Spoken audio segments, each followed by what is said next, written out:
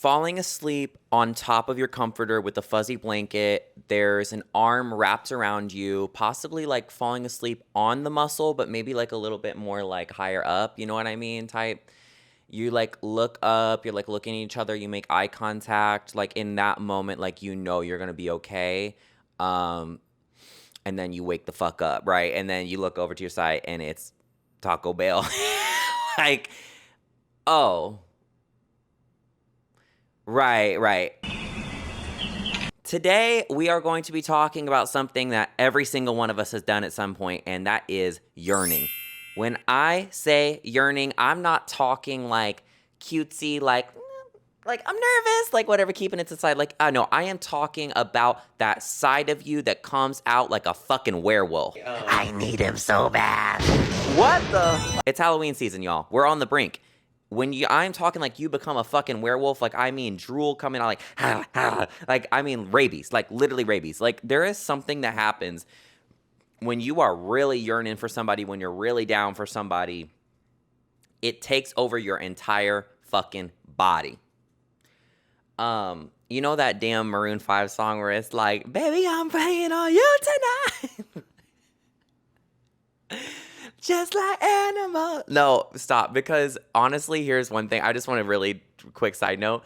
There is something about Maroon 5 that even though I understand that it's like white mom music, well, I guess I'm Debbie. Like, I guess I'm Debbie. I guess I am Sue Ann. Which, like, Adam Levine, baby. I remember when he was in that American Horror Story episode and he was in the thing and I literally was like, rewind that back. Like somebody needs to play that back, actually. Like I was literally like, FX, run it back, FX. Oh like my I need to God. see it one more Show time, me actually. to me, please. I remember that. Anyway, y'all know what I'm talking about? But the reason I wanted to talk about yearning today, if we can finally get to it, is because I just went to see Lorde in concert. And baby, something has changed within me. I tell you what, the aesthetics, how stripped it was so vulnerable. It was so like passionate. It was beautiful. The screens were amazing. And literally at one point she walked through the crowd just to hold hands with people and connect. When I tell you, wow, what a moment. But the theme that was happening the entire fucking night was yearning. Yearning for better for yourself. Yearning for a partner. Yearning to be touched, honey.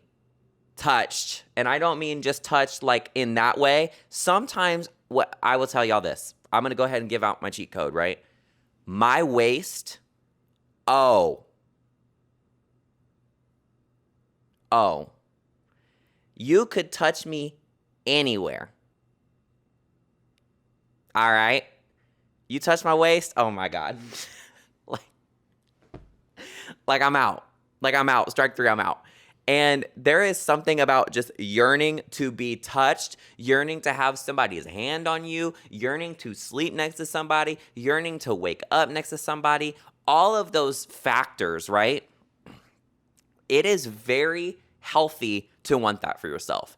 But where it gets a little complicated in this whole werewolf thing I'm talking about is when you're a real yearner for real, it starts, like your judgment gets a little fucking foggy. Like all of a sudden it's like, damn, will a 2 turn into a 10? One thing about a real yearner is we are so desperate for connection that literally I am the type of motherfucker that I say love you. I really do.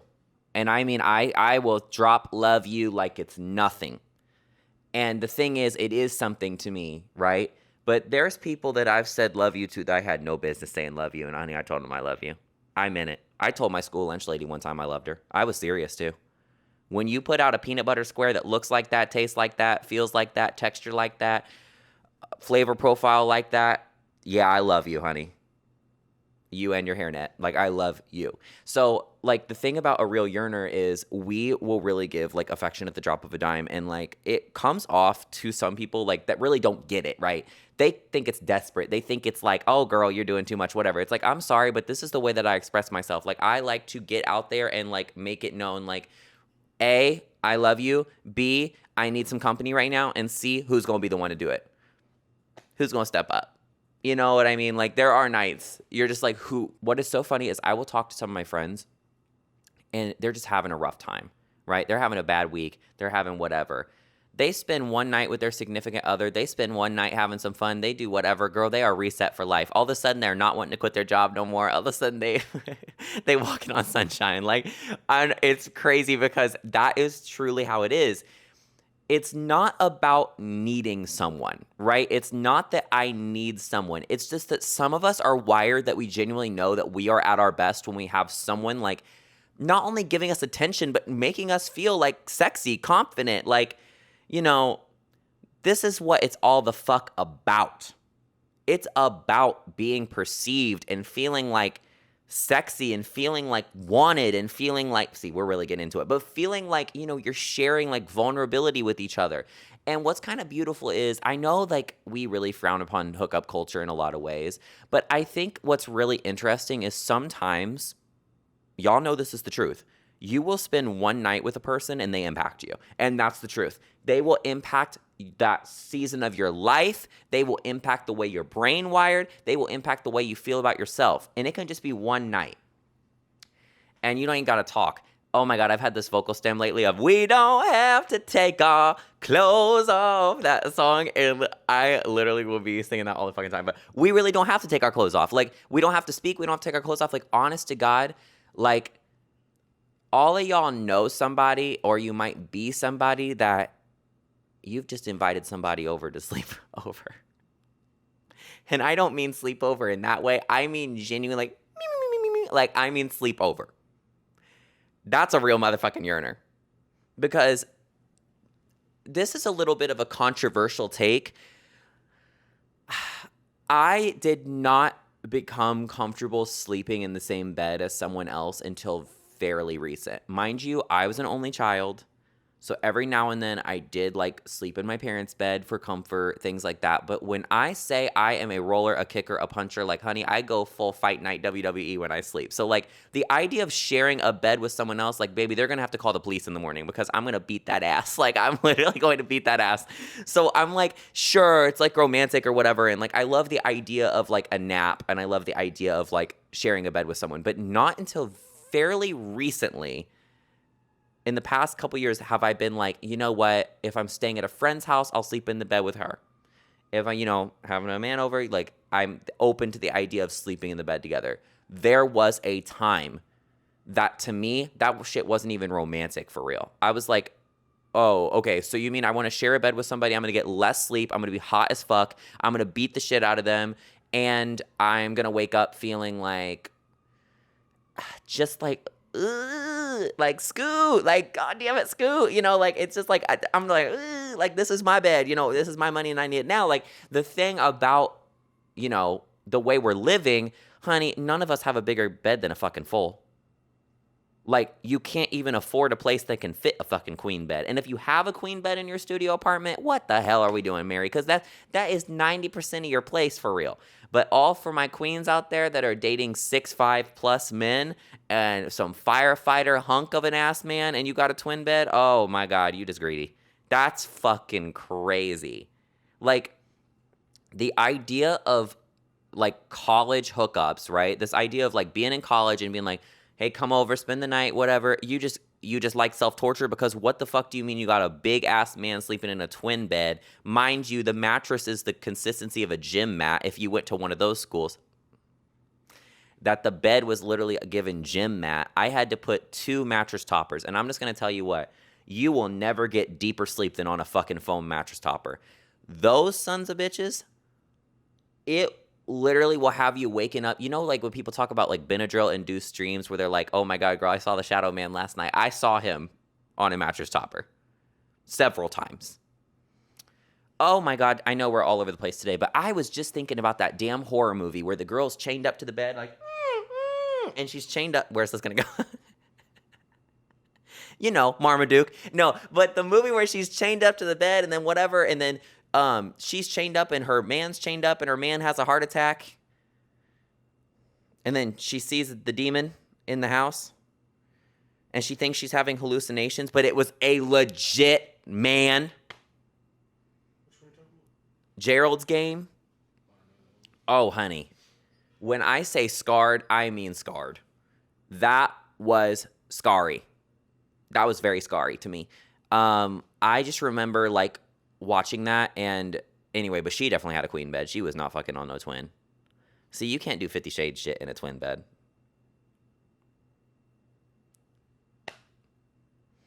It's cute vulnerability and all. Like, okay, we're literally on top of each other. Like, okay, we got no room. Okay, whatever. Yeah, okay, sure. But like, I'm not even gonna lie. Like, my friends are freaks for real. Hashtag yearners. Hashtag freaks. I had a friend that told me. She goes, "What do you guys mean you do on the bed?" I said, "What? What do you mean?" She goes, "Girl, the bed's too small. I do the floor."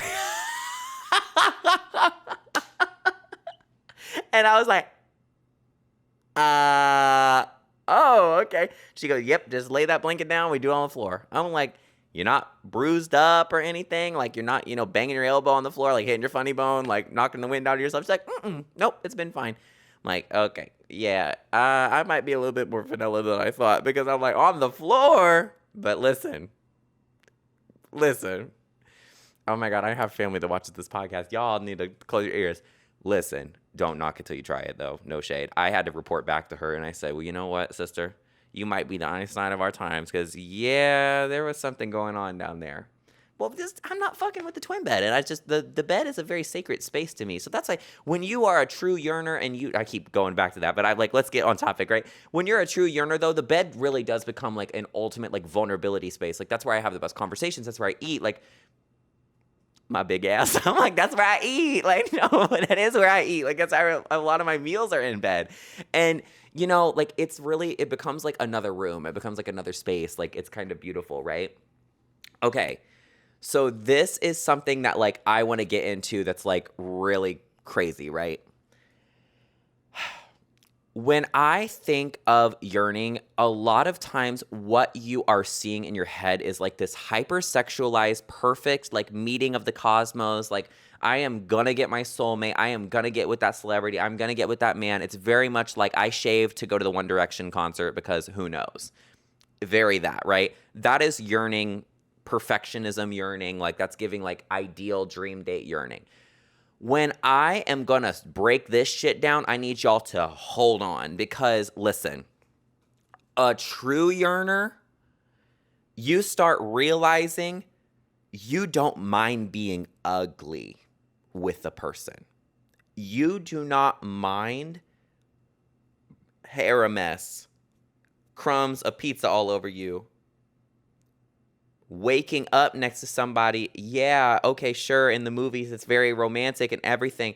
I am sorry, but there are sometimes, baby, we both gonna smell like ham in the morning. And that is the truth. That's the truth. And if you are only gonna love somebody if they are rose petal, smelling like Bath and Body Works, whatever. I about to say Head and Shoulders, knees and toes, but you know what I mean, Head and Shoulders, which, if that's what your thing is, all right, girl. But a true yearner, if the business is true, you don't mind that morning shit. You don't mind that. I'm just going to say it. You don't mind a morning breath. If you were to tell me, because I am from the house of, honey, I'm from the house of this in the morning. Good morning. Like, I'm all about that. Good morning, everyone. I'm sorry. But let's talk about it. When you are with your friends and you're sleeping over, I'm setting up, honey, I'm getting serious. When you are with your friends and you're sleeping over and you have, like, that debrief in the morning, right? Everybody gets out, they looking ugly as hell, they in the blanket, we all look a fucking mess, hair's shot up, everything, right? That is always the best part of having your friends over. That is always, like, the best part of the weekend, is, like, that morning debrief, looking ugly, like, whatever. I'm sorry, but if you're really yearning for somebody, you're like, you know what? I can't wait to do mornings ugly with you. I can't wait to do that shit with you. I'm cooking right now. There is a big gap between that rose petal perfection yearning and the real vulnerable fucking, like, the real shit yearning. And it is a lot about letting shit go. If someone really does not fuck with you after seeing what you look like in the morning, I'm sorry, fuck them. Actually fuck them. Because none of us wake up, and I'm sure y'all can think of somebody that does wake up, good morning, everyone. Okay, You don't count. Because those are the people that put on 18 face masks, 14 things, whatever. I'm sorry, but some mornings I'm going to wake up and I'm going to look red, blotchy, bloated, hair fucked up, whatever. And I'm going to look over at you and I'm going to see you in your natural element. It's an extension, honey.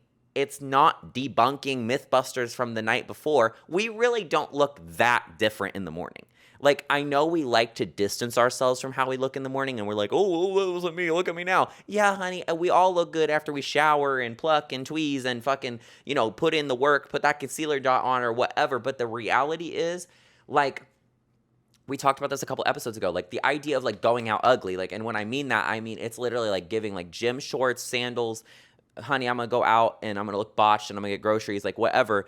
The more you like start to practice that in yourself, the more that you're like, you know what, I'm okay presenting that. And it's not even presenting, it's just existing. I'm good existing with this person, and it's not only like I'm gonna exist with you after 5 p.m. and whatever. Because if you're a real fucking yearner, start yearning for more. Start knowing that you deserve more. You deserve the breakfast with them. You deserve sleeping over and scrolling on your phone together. You deserve a full extension of the good, the bad, the ugly, the neurodivergent, the leave me the fuck alone, I'm stimming out, come over here, I miss you. You deserve all those things. So a true yearning, like, honey, if you're going to, I just hit my bone that makes it kick. If you are like actually going to yearn for real and like get to that level with someone, and you're going to be like, I fucking need it so bad. I need you to want the whole thing. And I need you to know that you deserve the whole thing. Like, there is a very strong difference between that I'm seeing you at 7 p.m. and whatever on, because I'm going to be honest, and I'm going to lay my vulnerability out for y'all. I had a period of my life that I would only want to go out with someone if the restaurant was darker. I'm going to be honest. Because it's insecurity shit. It's about your skin. It's about feeling like you're blotchy. It's about feeling like, maybe you're not feeling too confident with your teeth. Maybe you're not feeling too confident about, oh my God, when you get really pasty in the winter and you start looking like crazy. You know what I mean? Like, I'm not ready for that, y'all, because my summer tan, like, honey, I'm not ready to look like Dracula. But the thing is, I got to be with somebody that's okay with me looking like Dracula, because it's what's going to happen. And my lips are going to be chapped all the way to here. Like, it's not funny. But I had a thing for a while that I was like insistent on only going on dates, darker places. I only wanted to really hang out at night. I only felt confident at night. And, that was because like I understood that like when it's darker somewhere, it's like a filter. It's literally like you're not as, detailed. You can't see as much. And for my real blind people out here, raise your fucking hands. I can't see far distance anyway. So, like, everything already has, like, a Vaseline blur on it in my life. I am a glasses wearer. I can't do a contact. Freaks me out. Overstimulated. I can't do it. So, anyway, like, everything already has, like, a blur to it. So, it's like the nighttime just adds that blur. When you are really fucking with yourself and fucking with the idea of letting people in and who you are yearning for and whatever, oh, damn, does it feel so freeing to be like, you know what, let's hang out in the morning, let's hang out during the daytime, let's do lunch, let's do this. Because I don't know if this makes sense. Okay, I have some pimples right here. Right, so they're not going to just go away magically. I'd be using those Thayer's, hashtag not sponsored, but hashtag was sponsored a couple of weeks ago. Those Thayer's toner pads, I have been using those Thayer's toner pads, and listen, it takes maybe 2 to 3 days, and then they clear up. So here's the thing. I have the acne right here. There is 2 different wolves inside of me. One of which is, this is my acne, and there is literally arrows pointing to it, and I'm beating myself up, and I have concealer crunch on it and whatever, and I'm sitting there, and I'm like,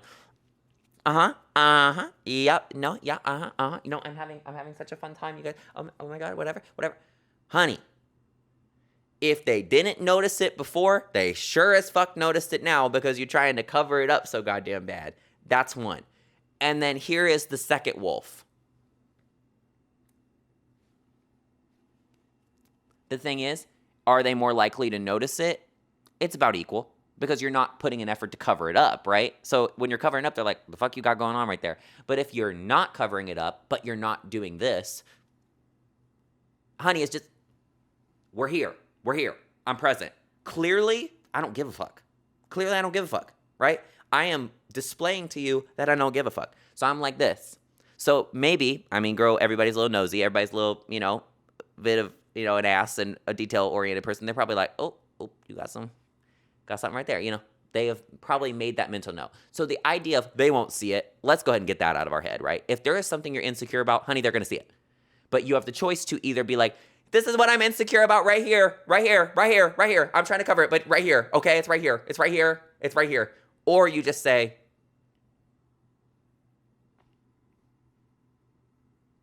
you can suck a dick. Take it or leave it.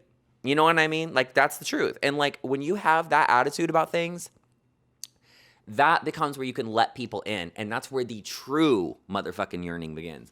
Because when you are like actually wanting to share these romanticized experiences with someone, and when you are truly like present in your body and present with them, oh my God, you realize it's like, wait, I used to have maybe one good memory or one good night with someone, maybe like once every 2 months, that I'd be like, oh, I really felt like I was in my body that night. If you are like actually fucking with it for real and you are present, literally every day becomes that.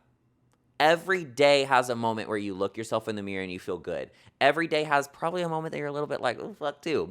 But you can't say that there wasn't a good moment. Literally every day becomes, you know what? I felt really confident last night. You know what? I danced like nobody was watching last night. You know what? I was really present with everyone I was here. Because I don't know about y'all, but sometimes where my autism takes over is I cannot do eye contact like a motherfucker as soon as I realize that I'm not making eye contact or need to make eye contact. It's a wrap. And that is one of my first date curses is I will always, I was a first date, awful first dater because I'd be like this. Yeah. Honey, hello, look at me. Like, I literally have the worst tendency that if I'm really self-conscious about some shit, it's not even like I feel gross or I feel ugly or I feel like something's on my face or whatever. It's the concept of eye contact. But what I've noticed is the more that I've been on I don't give a fuck, take it or leave it, I've been like this.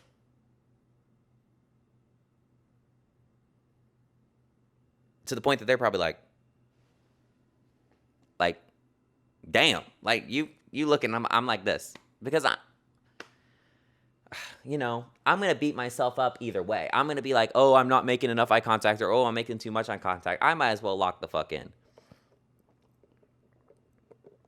I've been watching Love on the Spectrum Australia, which, mind you, if y'all have not watched that, it's only 2 seasons. I'm on the last episode. Oh, I'm beating myself up so bad. One, I love an Australian accent.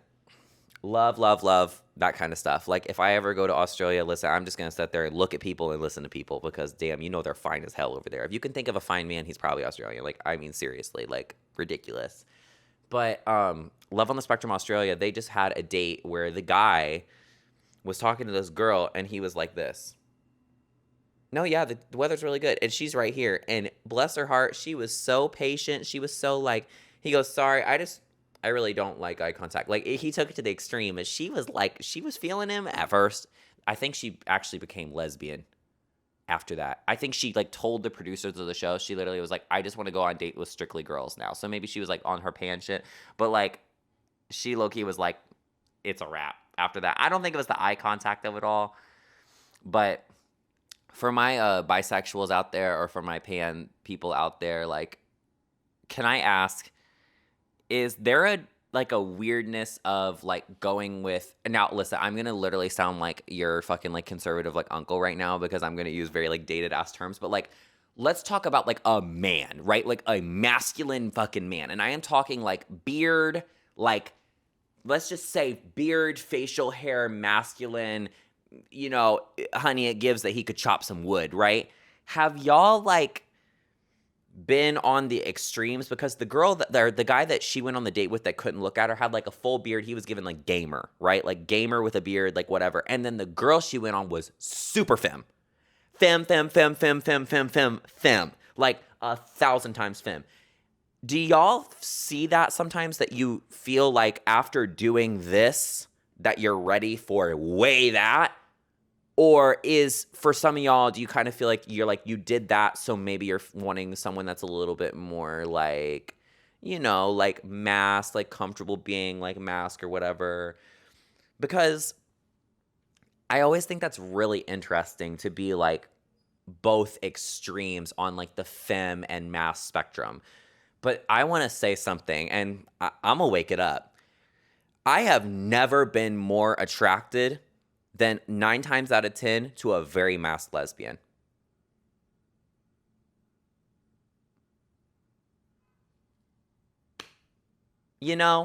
Like, it's working. I don't know if you wanted it to work. That's the thing. Sometimes they get a kick out of it. Because I've kissed some masked lesbians before.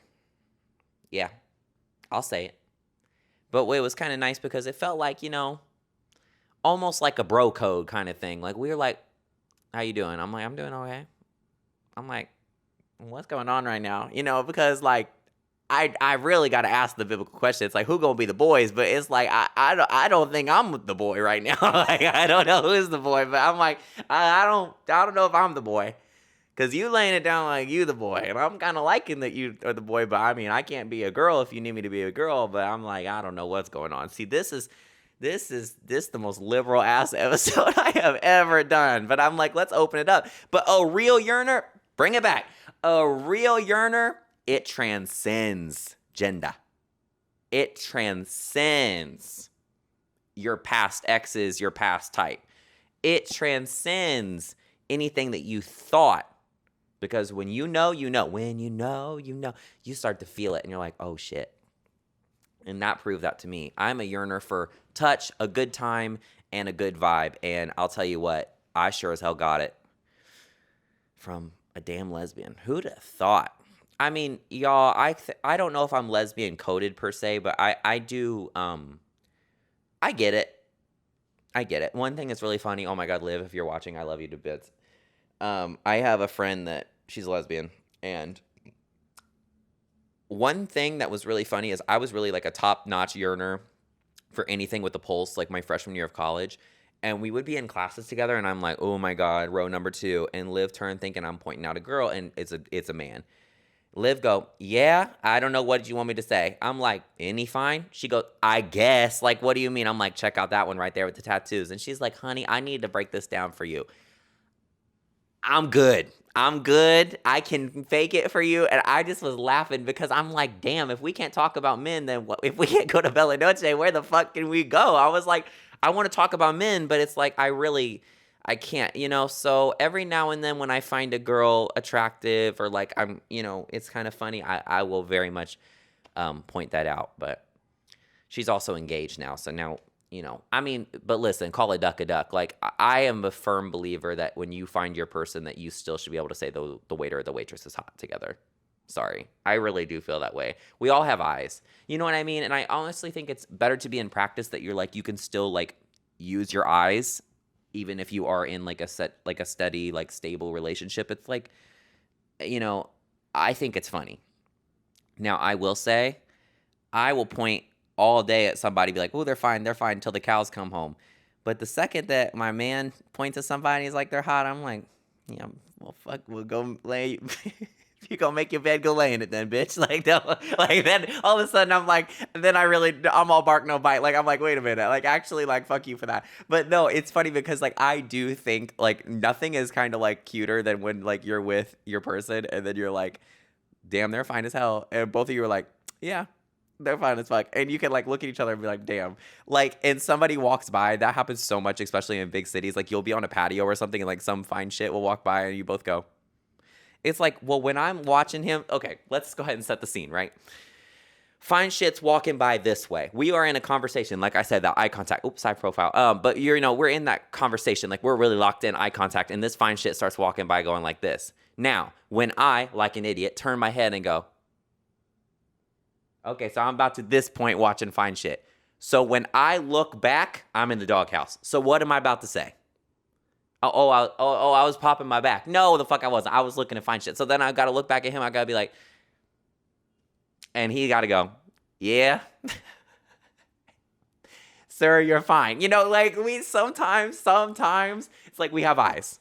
Now, am I going to go get married and go fuck? No. But, you know, they're working, honey. Because that's the thing about being a yearner. Like, we can't just shut that shit off. It's there. It is there. What an episode, y'all. I feel like, this was called the Overshare Olympics, honey. I was like really feeling it today. But next thing you know, I'm going to have lesbians in my DMs. Hey! I'm okay with it, y'all. But it's like funny. But anyway, this was an episode of Tangent. That happened. And I hope y'all had a blast. And I will see you next Tuesday. Okay. Love you. Bye.